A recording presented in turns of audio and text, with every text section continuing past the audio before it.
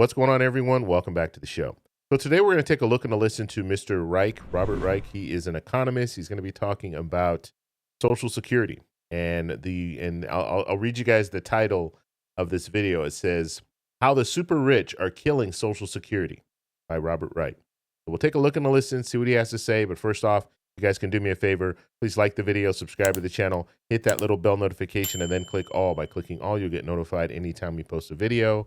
We do daily videos here, so by clicking the bell notification, clicking all, you should be getting updated every day. And just a reminder, thank you for your support. I really appreciate it. And if you'd like to follow me on Twitter and Threads, you can at the TEC Show Live. Okay, and just a reminder, on Thursday, we'll be doing a live stream, and it'll be the State of the Union address live stream. So I'm going to start about 30 minutes before the State of the Union, and then we'll watch the State of the Union together. And then after that, then we'll be able to talk a little bit about what we've learned at the State of the Union address. So come join me on Thursday. The time to be determined. I will set the time. I'll let you guys know, especially if you're subscribed and you hit the bell notification, you're going to get a notification so you'll know when I'm going live. But join me on Thursday. Okay, let's go ahead and take a look and a listen to Robert Reich talk about Social Security. Here we go. Here's the real reason Social Security is in danger that nobody's talking about. It's not just because too many boomers like me are retiring. It's because of inequality. Now, I don't want to alarm you. Social Security is still helping us oldies enjoy our golden years, mostly on the pickleball court, but only for so long. Social Security is one of the most popular and successful government programs ever created, not only helping retirees, but it's also keeping 26 million people out of poverty. This is the key. Keeping 26 million people out of poverty. And that's why we should be expanding Social Security. So we can keep even more than 26 million. I think there's 70 million people currently receiving Social Security benefits, but we can bring even more people out of poverty by providing some type of an expansion to Social Security. So just look at those numbers. I mean, they numbers don't lie. In situations like this, when we're looking at the problems that Social Security is facing, the fact that you need to reform Social Security because the trust fund is being depleted, all of these things matter. Just think of it like this. 10 years from now, lawmakers do nothing, then we're looking at a situation where across the board, everyone receiving Social Security benefits is going to get a 23% cut. That is going to push millions of people into poverty. And so that's just something to think about when it comes down to Social Security and why it is important to move forward with some type of an expansion for Social Security. Yet here's the problem. It's going to run out of money before you can ever receive it if the rich don't start paying their fair share. The trustees of Social Security, of which yours truly was once a member back when I had thicker hair, say the program will only be able to pay full benefits until 2033. After that, Social Security will only be able to dole out roughly 77% of benefits. Why?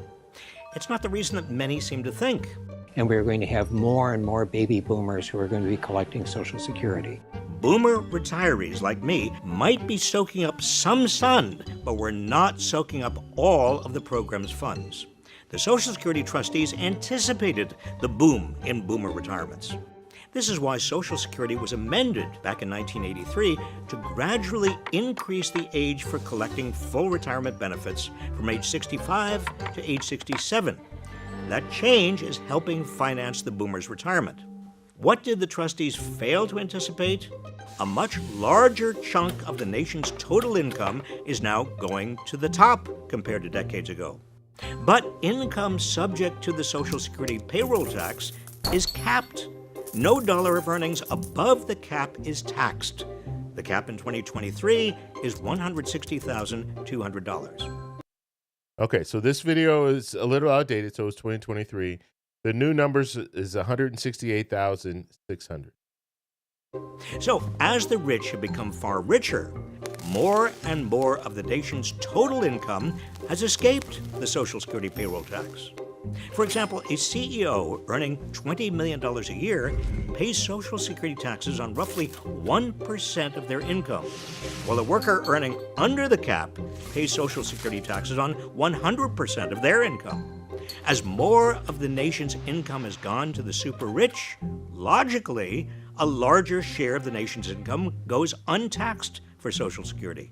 This is why widening inequality has cost the Social Security Trust Fund an estimated $1.4 trillion since 1983. The solution is obvious. It's time to scrap the cap and make the rich pay more in Social Security taxes.